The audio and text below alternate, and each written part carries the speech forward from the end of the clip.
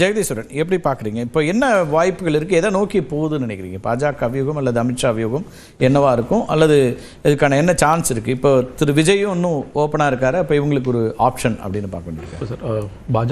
அமித்ஷா அவர்கள் வந்து ஒரு பேட்டியில் மேற்கு வங்காளத்தில் மம்தா பானர்ஜி ஆட்சியையும் இங்கே வந்து திமுக ஆட்சியும் தொடங்கி அகமதாபாத்தில் அப்படின்னு பேசுகிறார். ஆமாம். ஸோ வந்து ஒவ்வொரு வாட்டியும் இந்த மாதிரி முயற்சி பண்ணுறாங்க. ஆனால் வெஸ்ட் பெங்காலில் காமிக்கிற அதே கான்சென்ட்ரேஷன் தமிழ்நாட்டில் காமிக்கிறாங்கன்னா இல்லை அப்படிங்கிறத பார்க்கின்றோம். ஸோ அதை மீறி இங்கே வின் பண்ணணும் அப்படிங்கிற இல்லாமல் அண்ணாமலை ஒரு பக்கம் முயற்சிகள் எடுக்கிறாங்க. இல்லை என்னன்னு கேட்டிங்கன்னா, இப்போது இந்த அதிமுக என்டிஏக்குள்ளே போனதற்கு பிறகு ஒரு காலம் ஆயிடுச்சுன்னு சொல்லி சொல்கிறாங்க. இப்போ தீவிரமாக அது பயன்படுகிறது. நேற்று எடப்பாடி பழனிசாமி அவர்கள் தங்களுடைய பொதுக்குழு மீட்டிங்கில் சொல்லும் பொழுது அதிமுகவும் பாஜகவும் இணைந்து நீங்க பாராளுமன்ற தேர்தலோட கணக்குகளை பார்த்தீங்கன்னா 41.33% வருது. இயல்பாகவே 84 சீட் ஜெயிச்சிட்டோம். இன்னும் கொஞ்சம் கூடுதலாக வேலை பார்த்தா 210 சீட். அதுல அவர் வந்து சொல்லாம விடுற விஷயம் என்ன கேட்டீங்கன்னா, அந்த 41.33 இவங்க ரெண்டு பேர் இருக்காங்க. ஓபிஎஸ் இருக்காரு, பாமக இருக்காரு, டிடிவி இருக்கு. இதெல்லாம் சேர்த்து அந்த 84 இடங்கள். ஏன்னா சில பாக்கெட்ஸ்ல ஓபிஎஸ் வந்து ஸ்ட்ராங்கா இருந்திருக்காரு, சில பாக்கெட்ஸ்ல டிடி தினகரன் ஸ்ட்ராங்கா இருக்காரு, சில பாக்கெட்ஸ்ல அன்புமணி ஸ்ட்ராங்கா இருக்காரு.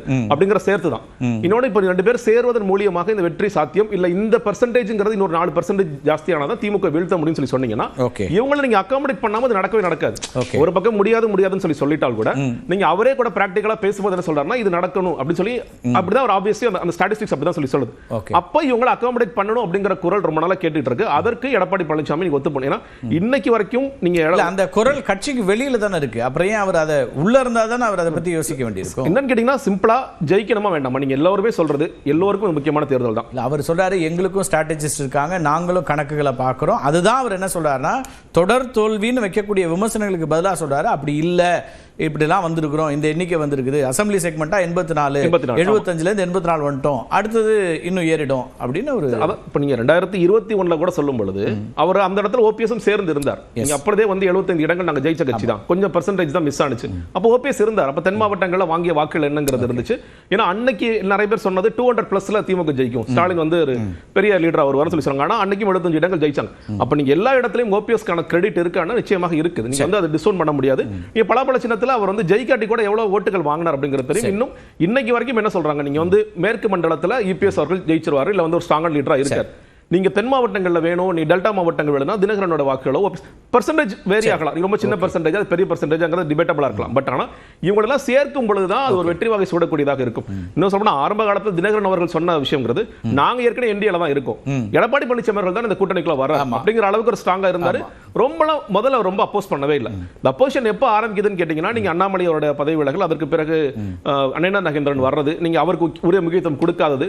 ஓபிஎஸ் அவர்களும் சொன்னார், நான் வந்து நயனா நாகேந்திரன் நிறைய ரீச் அவுட் பண்ணேன், நீங்க எஸ்எம்எஸ்லாம் அனுப்பிச்சேன், ஆனா அவர் வந்து எங்களை ரீச் அவுட் பண்ணிட்டு, ஆனா இன்னைக்கு வரைக்கும் காத்துட்டு தான் இருக்கார். ஓபிஎஸ் அவர்கள் வந்து நடுவில் முதலமைச்சர் எல்லாம் பார்த்தார். பட் ஆனா ஸ்டில் வந்து ஒரு முடிவெல்லாம் எடுக்கல. சில பேர் பேசும்போது கூட அவர் டிஎம்கே போறாங்களா, டிஎம்கே போனாருன்னா அவருக்கு அந்த ரெட்டலை வாக்கள் வராதுங்கிறது தெரியும். இல்ல இப்ப இதுல தான் இந்த கன்ஃபியூஷன் இருக்குல்ல. இப்ப அண்ணாமலை நயினார் அவர்கள் சொல்லும்போது, திரு டிடிவி தினகரன் எங்களோட இருந்தாரு, வெளியில போயிட்டாரு, இனிமே அவரோட நாங்க பேசி என்ன பண்ண முடியுங்கிற ஒரு லைன் அவர் சொல்றாரு, ஆன் ரெக்கார்ட் சொல்றாரு. இன்னொரு பக்கம் திரு டிடிவி தினகரன் சந்திக்கிறார், சில முயற்சிகள் நடக்குது, நீங்க வந்து மீண்டும் வாங்க அப்படிங்கிற அட்டெம்ப்ட் எடுக்கிறாங்கன்னா, இப்போ நேஷனல் லீடர்ஷிப் என்ன ரோல் பிளே பண்ணுது அப்படிங்கிற அந்த இடத்துல நீங்க அண்ணாமலையோட ரோல் நான் பாக்குறேன். நீங்க வந்து டிடிவி தினகரன் அவர்களுக்கு நயினார் நாகேந்திரன் பர்சனலா தலைவர் ஆனதுலயோ இல்ல வந்து இந்த கூட்டணியில இருந்து தான் வெளியே போறதுக்கு நயினார் நாகேந்திரன் காரணம் நினைக்கின்றார்.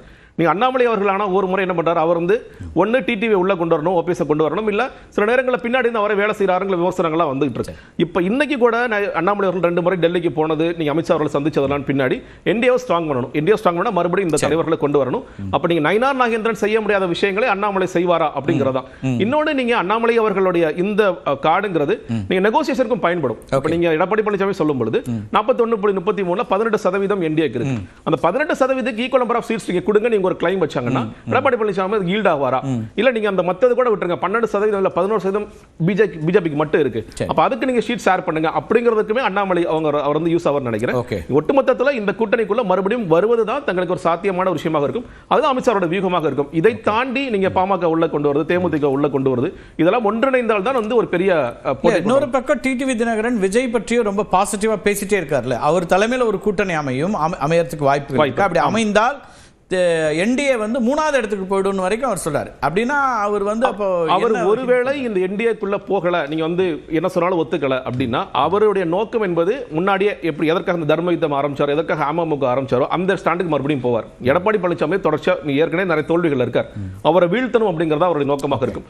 அந்த நேரத்தில் விஜயை பயன்படுத்திக்கலாம். ஏற்கனவே செங்கோட்டையன் இருக்காரு, விஜய் இப்போ டிடிவி அந்த இடத்துக்கு போய் அவரு தன்னோட ஸ்ட்ரென்தன் பண்ணலாம், ஓபிஎஸ் அவர்களை கூட்டிட்டு போகலாம். இந்த மாதிரி பண்ணுவதன் மூலியமாக 2வது 3வது இடங்களுக்கு காம்படிஷன் ஹெவி ஆகும். சோ அந்த இடத்துல ஒரு வீழ்த்த முடியுமா? ஒட்டுமொத்தமாக எடப்பாடி பழனிசாமி வீழ்த்தணும் ஒரு இடத்தை நோக்கி போவார். அதை ஒருவேளை இவர் அவாய்ட் பண்ணணும் எடப்பாடி பழனிசாமி தீவிரமா நினைச்சாருன்னா இவங்களை அகாமடேட் பண்ணணும். அது நீங்க வந்து இப்ப சொல்ற மாதிரி கட்சிக்குள்ளதான் மறுபடியும் அகாமடேட் பண்ணணுமா இல்ல தனி யூனிட்டா அகாமடேட் பண்ணணுமாங்கறத பேசலாம். பட் ஆனா இது பிடிவாதமாக எடப்பாடி பழனிசாமி தொடர்ச்சியா கூட்டணியா அப்படிங்கறதெல்லாம் ஏதோ ஒரு வகையிலனா ஆப்ஷன்ஸ் வொர்க் அவுட் பண்ணணும். ஏதோ வொர்க் அவுட் பண்ணணும். இல்லனா பிடிவாதமா இப்படி தான் இருக்க போகின்றார். இதெல்லாம் வந்து தனித்தனி ஃபேக்ஷன்ஸ் வந்து இவங்களுக்கெல்லாம் அந்த அளவுக்கு வாக்கள் இல்லை அப்படின்னு எடப்பாடி பழனிசாமி மறுபடியும் நினைச்சாருன்னா அவருக்கு ஒரு முக்கியமான தேர்தல் என்று அவர் உணர மறுக்கிறார் என்று நான் பார்ப்பேன். ஓகே, பேசலாம். அக்னேஸ்வரன், என்ன இந்த சிக்கலை எப்படி அணுக போறாங்க அப்படின்னு பார்க்குறீங்க? ரொம்ப நீங்கள் வந்து கிளியராக அதிமுகன்னு சொல்லிட்டாங்க, எடப்பாடி பழனிசாமி அவர்கள் தான் கூட்டணி கட்சிகளை சேர்க்கறதுக்கான முடிவெடுக்கக்கூடிய அதிகாரம் படைத்தவர் அப்படின்ட்டு. இப்போ இதில் இந்த முயற்சிகள் அப்படிங்கிறது எந்த அளவுக்கு வாய்ப்பு இருக்குன்னு நினைக்கிறீங்க? கூட்டணியாவோ அல்லது கட்சிக்குள்ளேயோ? பொதுவாக எல்லா கட்சியிலையுமே அந்த கட்சி தலைவர்களுக்கு கூட்டணி கட்சியை முடிவெடுக்கக்கூடிய அதிகாரத்தை 2024 அதிமுக பொதுக்குழுவில் இதே மாதிரி வழங்கிச்சு. 2026 சட்டமன்ற தேர்தலுக்கும் முழு அதிகாரம் கூட்டணி பேச்சுவார்த்தை நடத்துவதற்கு பொதுச் செயலாளருக்கு அதிகாரம் என்பது தாவேக்காவிலையும் அப்படி வழங்கியிருக்கிறாங்க, திமுகவிலையும் அது ஏற்கனவே இருக்கிறது தான். அதனால் அது இங்கே இல்லை. இங்கே என்னன்னா கூட்டணிக்குள்ள சிக்கல் அப்படின்னு பார்க்குற போது அதிமுக பாஜக கூட்டணியை மட்டும் ஒரு பெரிதுபடுத்தி பார்க்கக்கூடிய இடத்துல இருக்கிறோம். திமுகவிலையும் பிரச்சனைகள் இருக்குது. ஆனால் அவங்க என்னன்னா தமிழக அரசினுடைய திட்டங்களை ஏறத்தாழ ஒரு 50-60 குழுக்கள் போட்டு நிப்பாட்டி வச்சது மாதிரி, என்னப்பா இந்த வெள்ளம் இதெல்லாம் கொடுத்தீங்க, பொங்கல் பரிசு 21 பொருட்கள் 1297 கோடி ரூபாய், என்ன ஆச்சு? அது குழு போட்டோம், அது என்ன ஆச்சுன்னு தெரியல, அப்படியே இருக்கு.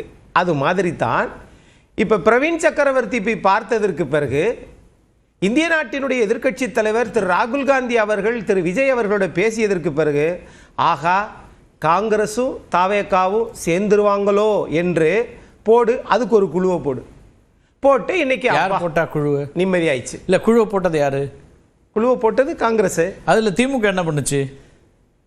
திமுக காங்கிரஸ் கட்சி ஒருவேளை நீங்க வழக்கமா திமுக குழு போடுவாங்கன்னு சொன்னீங்க, ஆனா இந்த முறை காங்கிரஸ்ல குழு போட்டுருக்கு.